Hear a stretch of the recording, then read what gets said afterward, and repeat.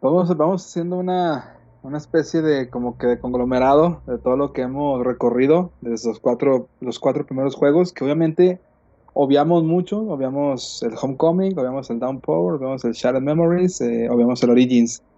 Sin embargo, para lo que voy a decir, antes que nada, voy a hacer como una especie de advertencia, o dirían los que hablan inglés, un disclaimer de que, en primer lugar, como he dicho hace un rato, es una opinión muy personal.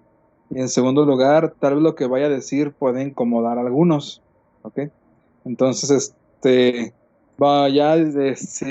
sugiere discreción por algunas cosillas que puede llegar a decir. Y pues bueno, habiendo dicho esto, pues nos arrancamos con un análisis muy somero de Silent Hill. Pues bueno, en primer lugar, vamos a recordar un poquito lo que, si ya nos vieron los primeros episodios, ya conocerán que aquí nosotros decíamos que el terror y el susto, o hacemos una división entre lo que es el miedo como tal, el terror, y una especie de susto de estimulación nada más.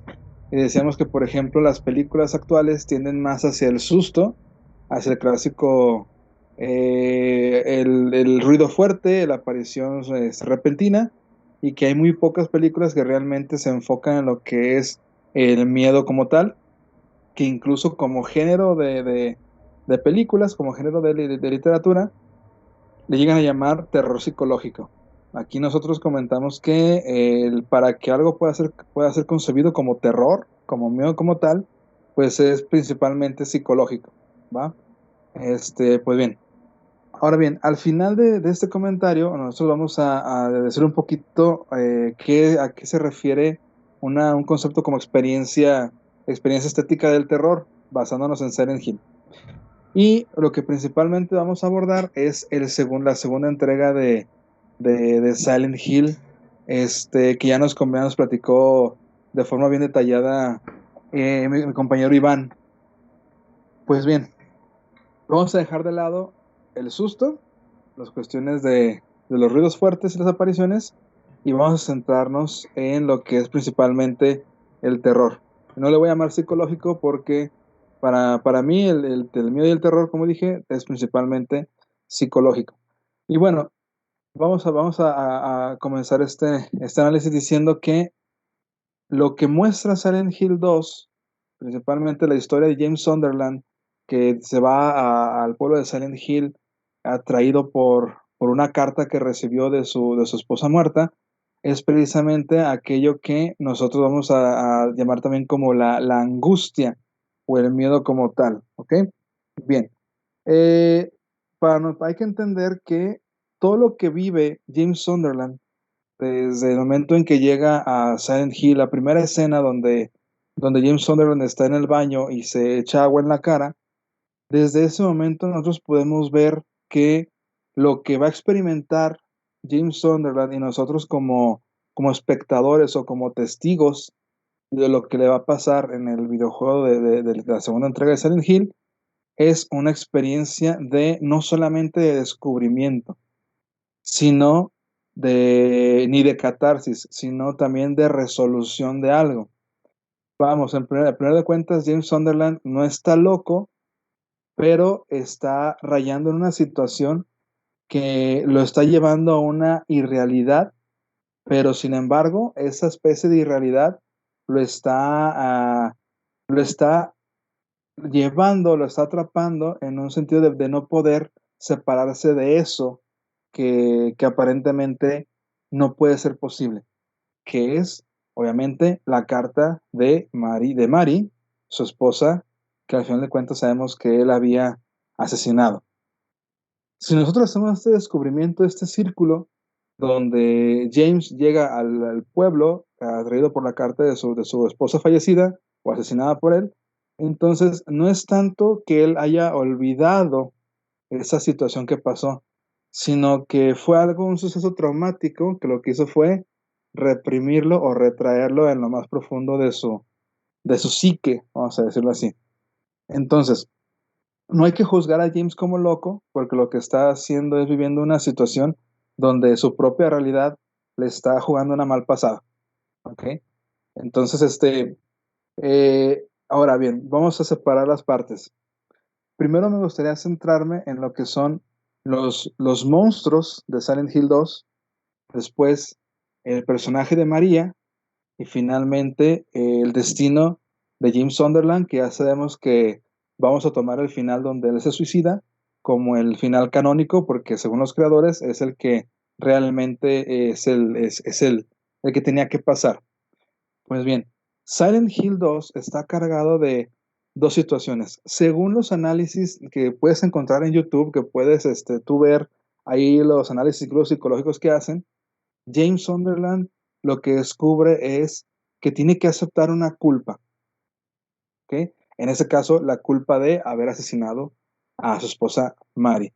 Sin embargo, si nos adentramos un poquito más en lo que sucede en esta historia y principalmente en la representación de los monstruos y el papel que juegan dentro de toda la trama de Silent Hill 2, podemos intuir que sí hay una culpa, claro que sí, pero lo que está detrás de la culpa es haber cumplido una especie de deseo, ¿ok? En este caso, voy a animarme a decirlo, el deseo de terminar con la vida de Mari, ¿ok? Me explico. En el primer encuentro con los monstruos, lo que llama la atención son dos cosas. Número uno, que podemos dividir estos dos monstruos en dos. Por ahí, no sé si tengamos la imagen del monstruo que parece que tiene una camisa de fuerza. En la parte de arriba es un monstruo que no tiene brazos, pero está diseñado de tal forma que parece como si estuviera dentro de una camisa de fuerza, ¿ok? Y aparentemente en la mitad del cuerpo de este monstruo, pues tenemos una abertura, ¿ok? Sobre todo en el pecho.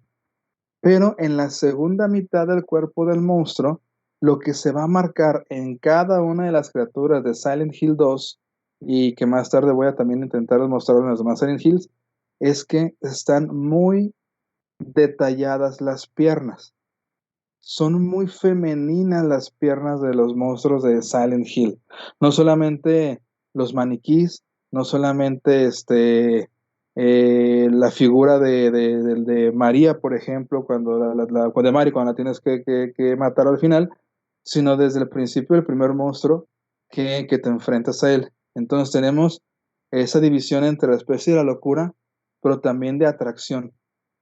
Por ejemplo, el otro monstruo que parece un maniquí, que son dos piernas que están unidas por la parte de la cintura, también tienen rasgos muy femeninos.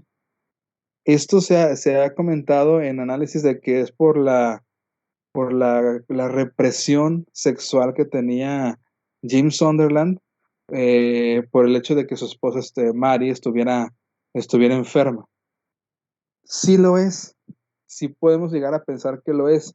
Sin embargo, lo que va a suceder aquí es que no tanto es una represión sexual como tal, porque hay un personaje en la historia de Silent Hill que va a funcionar en múltiples niveles, que es el personaje de Pyramid Head, ¿ok?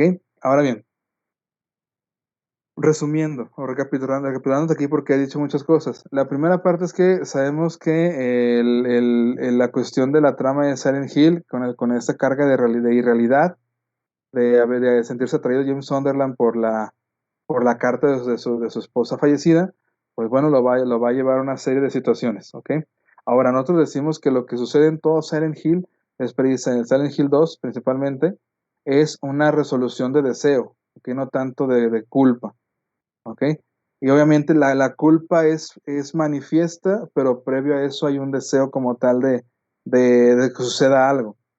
Ahora bien, estos monstruos, los dos que acabamos de mencionar, que es tanto el que se encuentra primero James Sunderland como el que es unido por la cintura, que son las dos piernas, pues bueno, también son las cuestiones que le van a representar a James sitios de angustia. Aquí la angustia hay que entenderla según desde el punto de vista, vamos a mencionarlo desde el punto de vista psicoanalítico, es aquello ante lo cual no podemos mentir, ¿ok? En palabras menos complicadas, pareciera como que aquello que nos causa angustia es realmente aquello a lo que nos sentimos atraídos, pero por el hecho de que aquello que nos atrae está prohibido para nosotros, entonces, entonces se convierte a lo contrario y nos causa miedo.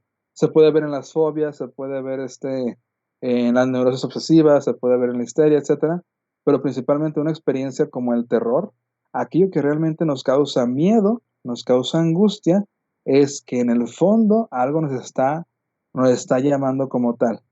Y a James Sunderland lo que le llama, en primer lugar, es el aspecto sexual femenino. ¿Ok?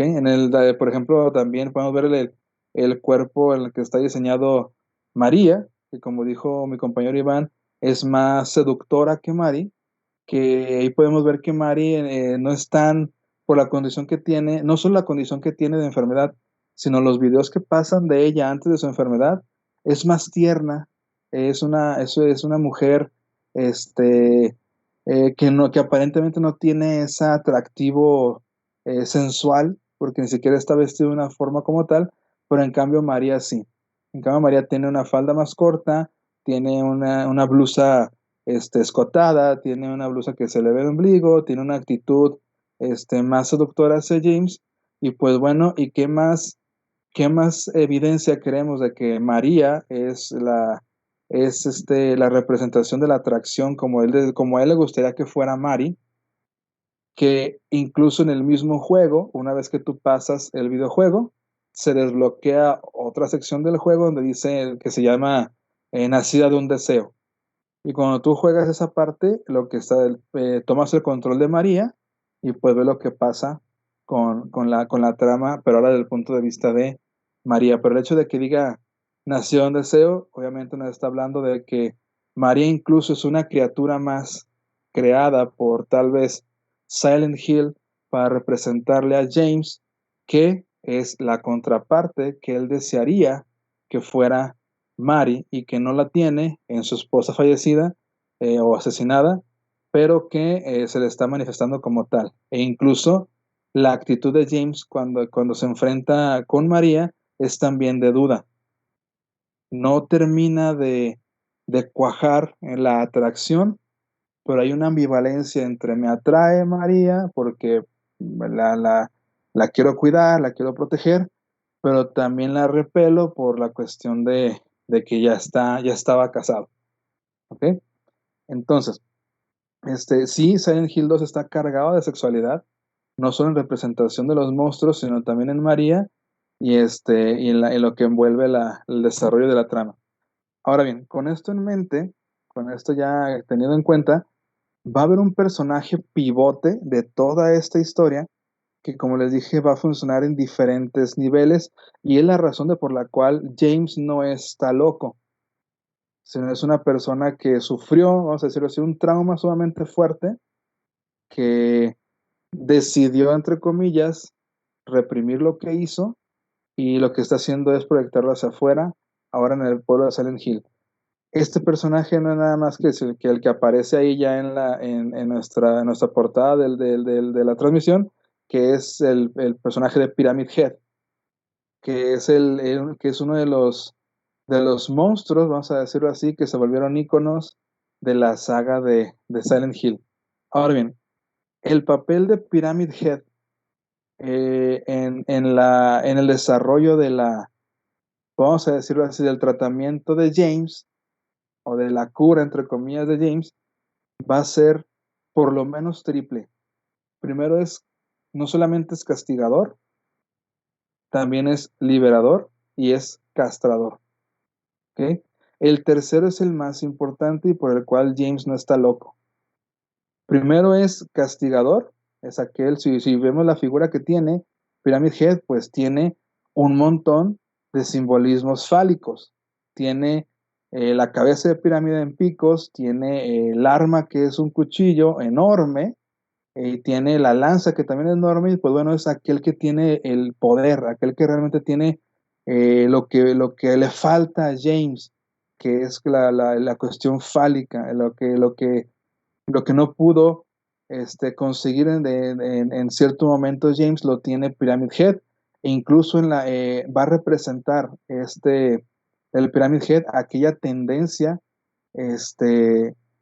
no, más bien le va a representar a James el Pyramid Head aquello que él mismo pudiera desear realizar, pero que no lo puede hacer por sí mismo.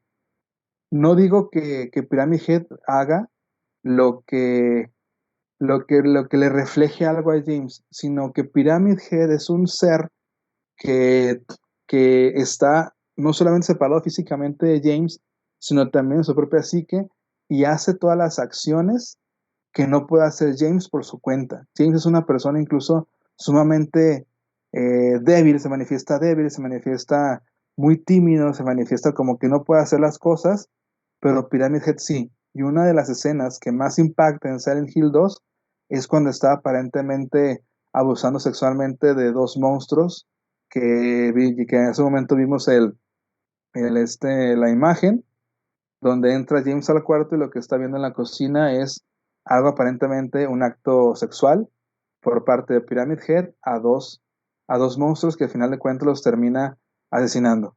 ¿Ok?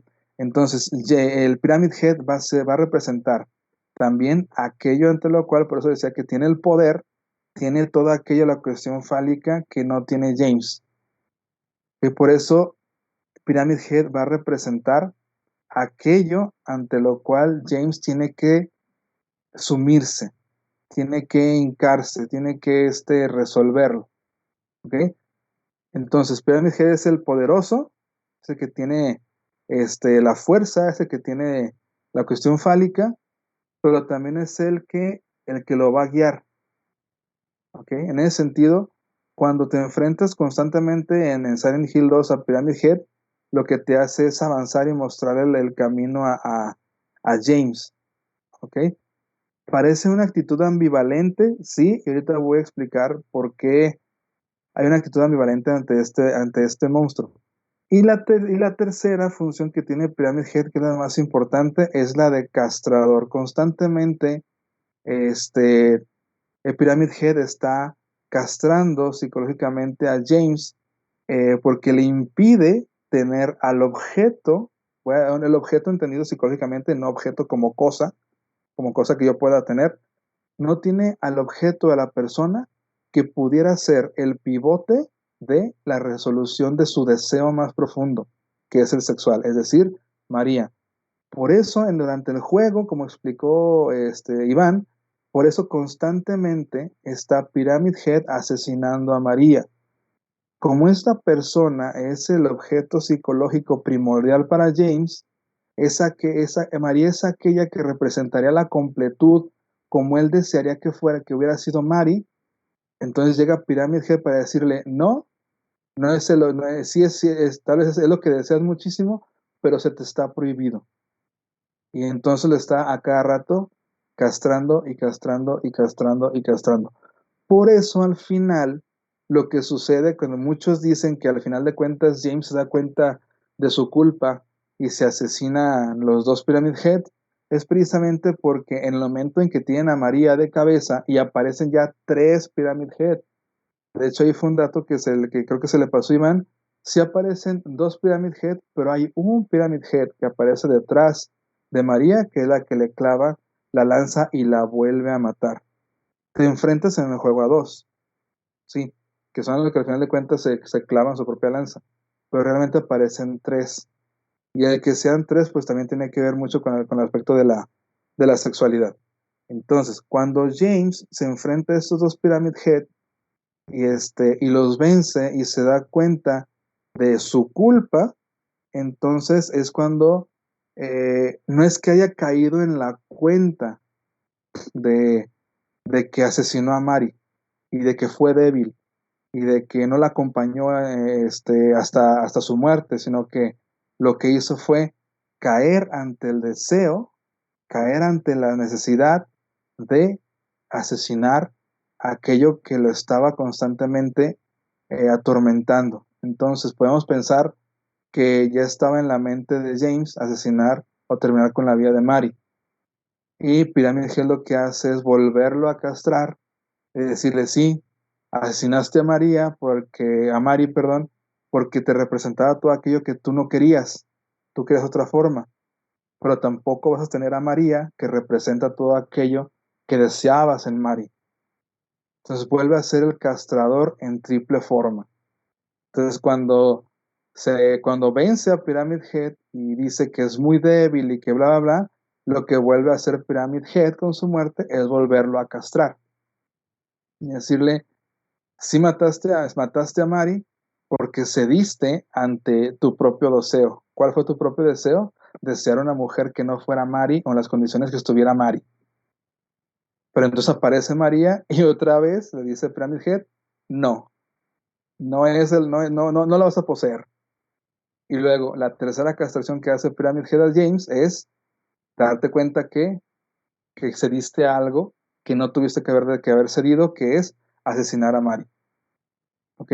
Por eso es en 3 niveles la castración que hace Pyramid Head, este monstruo completamente fálico, de cabeza, de cuchillo, de lanza, y al final de cuentas, ¿por qué se asesinan? Pues bueno, porque ya no es necesario que existan estos monstruos, este monstruo de Pyramid Head, pues porque James cayó ya en la situación de verse ahora sí culpable ante su propio deseo. Es decir, lo que sucedió con James es que cayó en las redes de su propio deseo al momento de llevarlo al acto, que es asesinando a Mary. Y de aquí, bueno, nos encontramos con que esto es lo que no soporta James. No soporta no tanto su culpa, sino no soporta ninguna situación que se le manifestó en Silent Hill, no soporta ni no tener a María, no soporta haber asesinado a Mary y no soporta tampoco haber cedido a esa situación. Entonces por eso toma la decisión de suicidarse. Por eso yo creo que el final de Silent Hill 2, cuando se tira al río, que resulta ser el canónico, tiene muchísimo sentido según la historia porque algo pasó en el desarrollo de la resolución de James que ya no soportó y entonces la única forma de resolver el hecho de haber cedido a su propio deseo, que ya no tuvo más deseos, es terminar con su vida. Entonces, por ejemplo, las personas que llegan al acto de terminar con su vida de forma profunda es muchas veces porque precisamente ya pierden la brújula de aquello que los hace desear. En el caso de James, él fue el que rompió su propia brújula al asesinar a Mary, al desear a otra mujer como María, y estos dos pivotes que llega Pyramid Head y lo castran en 3 niveles, ya no soporta porque ya no hay más, ya cedía lo que realmente quería. Ya James cedió a lo que realmente quería y termina con su vida. Y ahora esto lo podemos también ver en Eddie y en Angela. En Eddie, una persona que es maltratada por los demás, que le hacen bullying a cada rato por su apariencia física, incluso su forma de ser es muy atontada, muy infantil, y al final de cuentas lo que hace es asesinar a las personas que le cometen que se burlan de él, y pues deja de ser otra vez caer en su propio deseo.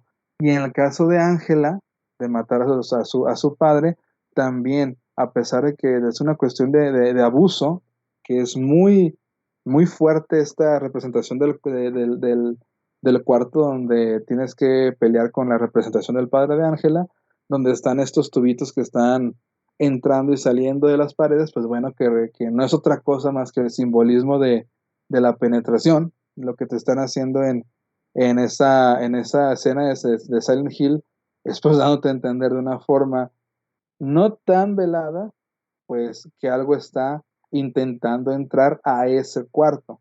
Entonces el mismo cuarto que parece que tiene paredes de carne, pues también es un símbolo ya ustedes sabrán.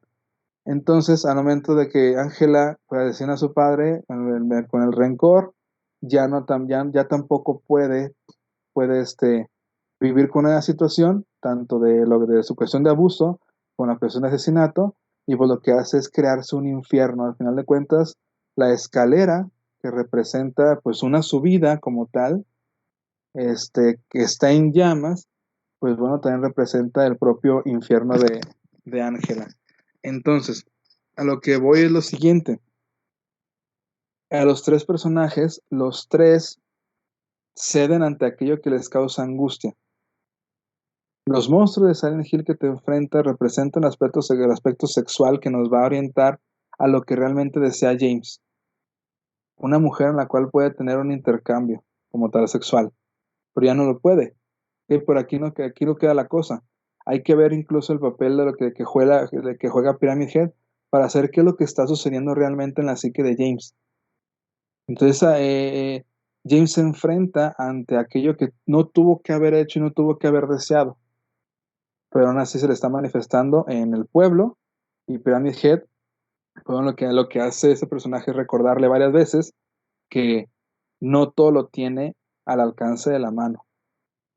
Y hay una sola cosa a la que sí se dio, que es cuando asesina a Mary, y es la única sola cosa que dio al traste para que él tomara la decisión de quitarse la vida. ¿Ok?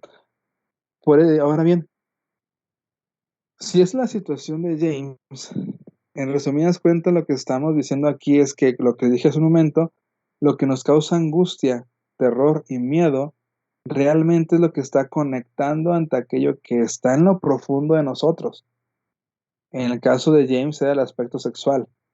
En el caso de Ángela, el aspecto de la venganza, el aspecto del destruir y el aspecto de sentirse defraudado por su propia madre. Lo de Eddie, pues era precisamente el destruir aquello lo que lo estaba atacando. Los tres ceden ante eso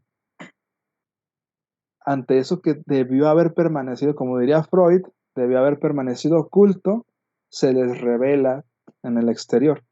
A James en forma de monstruos altamente sexualizados, pero también se le va a manifestar a James la parte que por la cual sabemos que no está loco, pero que representa aquello ante lo cual no tuvo que haber cedido y le dice constantemente que no, que es Pyramid Head, el monstruo de cabeza de pirámide. ¿Y por qué el monstruo de cabeza de pirámide es el que le dice que no? Pues porque este monstruo es el que realmente tiene el poder de todo lo que James desea. Y lo podemos trasladar a la cuestión infantil. Al final de cuentas, el niño lo que va a hacer es identificarse con el padre porque él es el que tiene la potencia en la cuestión fálica que se le va a prometer al niño. James ve a este Pyramid Head que hace todo aquello que él tal vez en algún momento deseó, pero haciéndolo él. Entonces, tuvo que en algún momento abandonar la satisfacción plena desde la cuestión del asesinato, de la cuestión sexual, para poder funcionar mejor. El problema estuvo con James de que cedió ante lo que no tuvo que haber cedido. Entonces, en la cuestión se repite, por eso en Silent Hill, la cuestión del desarrollo también infantil. Eh, Vamos a decirlo así, también incluso la figura de Pyramid Head puede ser una figura de padre, no me refiero al papá. El papá y el padre son una función diferente, sino que el Pyramid Head representaría la ley para todos nosotros de la no satisfacción completa. Pero al final de cuentas, James cede a esa satisfacción y no le queda otro camino más que terminar con su propia vida. En cambio, un niño que abandona esa satisfacción plena, que vendrá siendo la cuestión de la madre, pues puede vivir en sociedad un poquito más fácil. ¿Ok? Ahora bien, si Silent Hill nos muestra, principalmente el 2 nos muestra toda esta dialéctica entre lo que nos asusta y nos atrae, y cómo es que Pyramid Head no es de gratis que se vuelva un personaje representativo en Silent Hill, en toda la saga de Silent Hill, porque siempre va a ser aquel que está ahí rondando y decirte que realmente qué es lo que no puedes hacer. Obviamente da miedo y da angustia porque representa aquello que te puede castrar. Pues bueno, no es de gratis que suceda eso. ¿Por qué a nosotros, y esa es la parte conclusiva, por qué a nosotros como videojugadores nos llama tanto la atención juegos como Silent Hill. Y esto lo que voy es que hay una experiencia estética, y con experiencia estética me refiero a que hay algo, lo estético no solamente es lo bello, sino también puede ser lo grotesco. Y el término experiencia es que hay un movimiento en nuestra propia mente que se está conectando con lo que está manifestando en el exterior.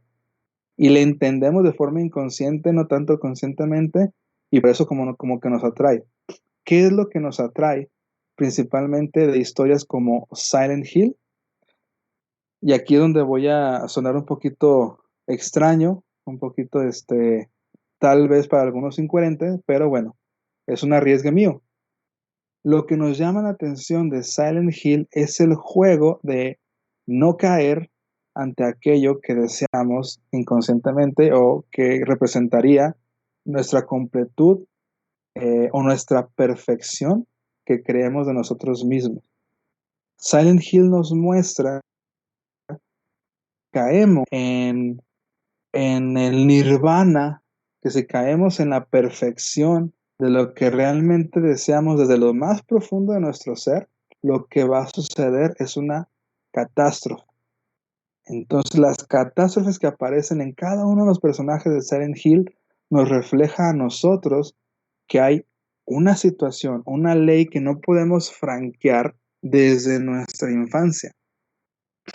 Como en el caso del niño que cuando que recién nacido empieza a ser alimentado por la madre y luego sabe que la madre es lo que tiene aquello que le satisface, y entonces tiene que alcanzar a esa madre para sentirse pleno, y viene la intervención del tercero, que es el padre, decir, tengo que separar a madre e hijo para que el niño pueda funcionar en sociedad.